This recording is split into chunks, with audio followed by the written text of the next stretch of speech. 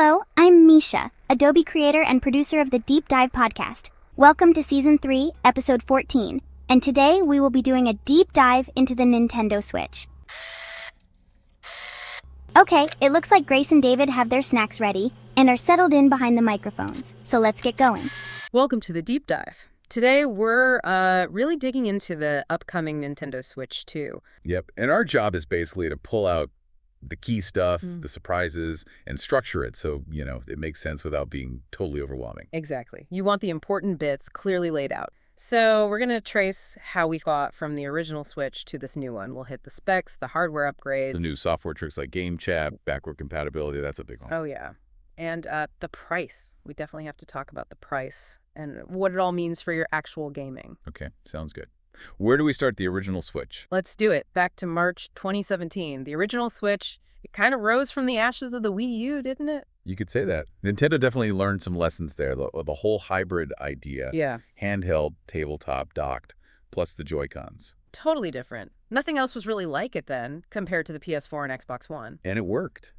Even though it wasn't the most powerful box on the block, Nintendo leaned into its unique games, its style. And boy, did it pay off. What was it? Over 146 million sold by early 2025? Yeah, massive numbers.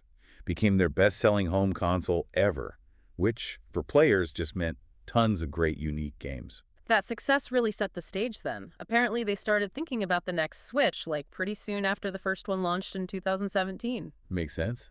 Looking ahead, figuring out how to push things, especially performance. Formal development really kicked off in 2019 with the key Nintendo folks leading it. And it's interesting, they didn't try to completely change the core idea, did they? No radical shift in concept. No, seems like the focus was squarely on, well, beefing up the insides, more processing power. To make life easier for developers. Right. Which ultimately means better, deeper games for us. Exactly. Why mess too much with a winning formula? But one thing they really wanted was backward compatibility, making sure your old games still worked. Yeah, that sounds like a major goal from the start, even if it made the whole development trickier than just starting fresh. Definitely more complex than previous console transitions for them, according to the sources. And that probably influenced the name too, right? Nintendo Switch 2 keeps that link clear. Yeah, apparently Super Nintendo Switch was floated, but Switch 2 really emphasizes that continuity that your library carries over. Okay, so that's the journey. Now the destination, the new hardware. Yeah. June 5th, 2025 is the date we have. Yep, that's the launch date pinned down. But the price. Okay, let's get into it. US $449.99. That's, well, it's raised some eyebrows. It has. It's a significant hike from the original Switch's launch price. Around 396 cons in the UK, 470 in Europe, almost 50,000 yen. Makes it Nintendo's most expensive console in ages, right? Even adjusting for inflation. Yeah, the sources point that out. And it's not just the console, some games hitting $80 US. That's also drawn some flack. Understandably. So what's Nintendo's angle? They're calling it a premium console, yeah? Right. Doug Bowser positioned it as sitting alongside the original models, which they're keeping around. He tried to downplay the tariff impact, although Wikipedia does mention those temporary pre-order halts in the US and Canada while they figured that out. Trade in your boring job for a brilliant career using Adobe Creative Cloud. Start learning now with the free trial link in the description. But industry analysts kind of saw this coming, didn't they? Predicting $400 plus. They did, yeah. So within the industry, maybe less of a shock, but the fan reaction, that's been pretty vocal. Lots of online chatter, criticism, even some former Nintendo PR people apparently chimed in about the price and how it was communicated. Yeah, that pre-order delay probably didn't help smooth things over either. Seems like a bit of a PR challenge for them. And there's that cheaper region lock version for Japan only. Interesting wrinkle. Yeah, a specific strategy for their home turf. Okay, price aside for a moment. What about the thing itself? The console? Mashable, had hands-on. Did feel premium? The reviewer definitely thought so. More premium, more adult than the original. They felt the first one, while great, maybe felt a bit less substantial over time, especially next to things like the Steam Deck. So maybe a more solid feel in the hands. Seems like it. And the screen is a big step up. Larger 7.9 inches now. Wow, yeah, compared to 6.2 on the original. And it's 1080p LCD. Right, with HDR and a variable refresh rate up to 120 hertz. Big jump from 720p. And docked. Even better specs, right? Up to 1440p at 120 hertz. or even 4K at 60 Hz, again with HDR support. But LCD, not OLED like the Switch OLED model. Any reason given? Nintendo's hardware lead apparently talked about advancements in LCD, especially getting HDR working well on it. Interesting choice. And the overall size, still thin. Yeah, about the same thinness. Mashable thought it struck a good balance, felt premium, but still comfy for longer play sessions. Okay. What about the dock? Any changes there? Couple of nice additions. Built-in Ethernet port, finally. Yes. That's good news for online stability. And a cooling fan in the dock itself. Plus, the console has a second USB-C port now.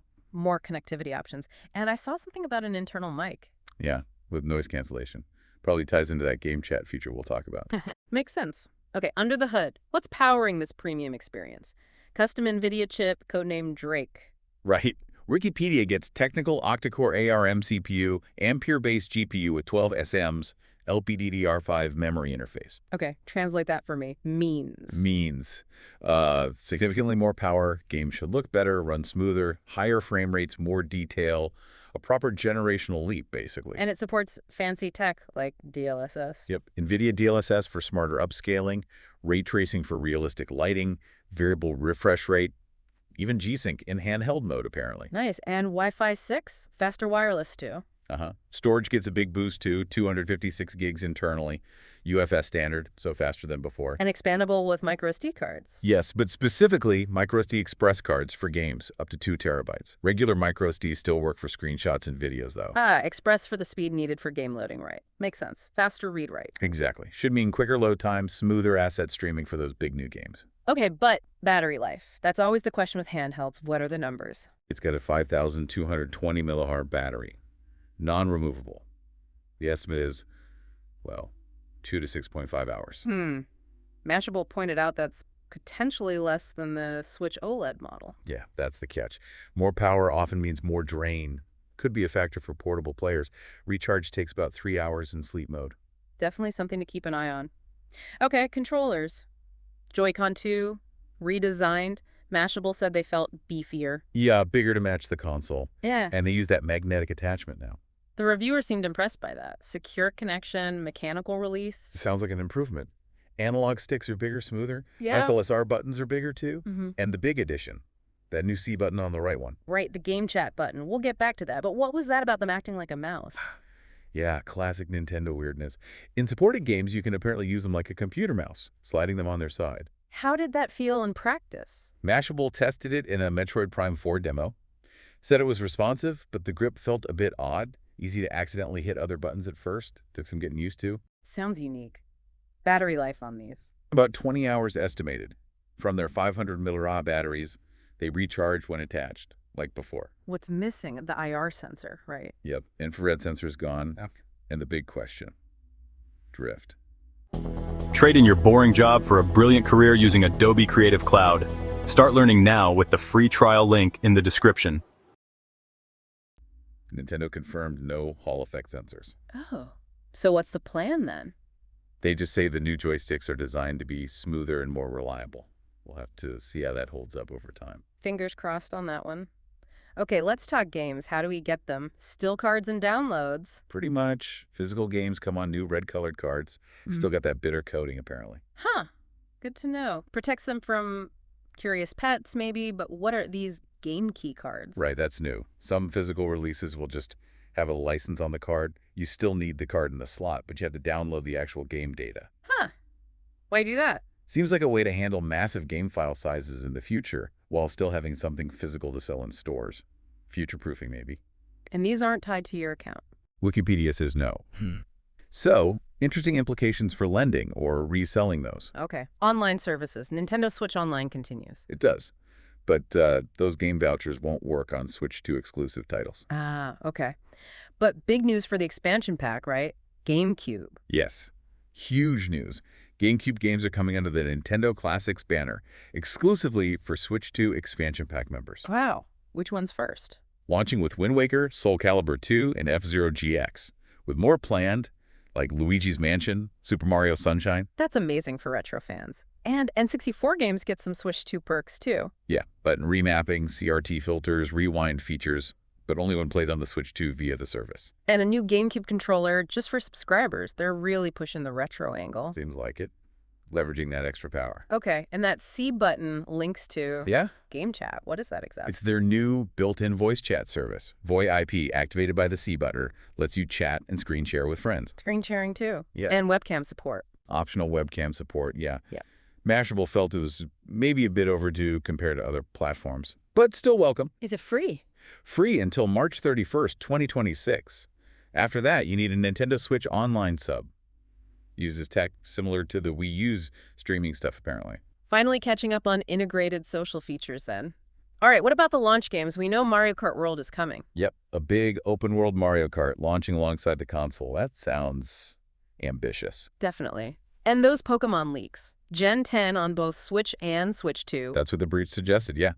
Simultaneous launch. Plus enhanced editions of upcoming 2025 Switch games like Metroid Prime 4, Beyond and Pokemon Legends, ZA. Right, and Nintendo Switch 2 editions. And there's a digital thing called Nintendo Switch 2 Welcome Tour. Sounds like a decent starting lineup. What about third parties? Crucial for the original Switch's success. The signs look really good there. That GDC survey found 250 devs already working on Switch 2 stuff back in 2024. Wow, strong interest early on. Yeah. And Nintendo bought Shiver Entertainment to help with ports, right? Yeah, bolstering their internal capacity. Plus, loads of major publishers are on board. Square Enix, Capcom, EA, Take-Two, CD Projekt Red. So big names. What kind of games are we talking? The initial list has 46 titles, 17 at launch. Things like Final Fantasy VII Remake Intergrade, Hades II, Borderlands 4, Elden Ring Tarnished Edition. Elden Ring on Switch 2. Nice. Cyberpunk 2. Cyberpunk 2077 Ultimate Edition, yeah.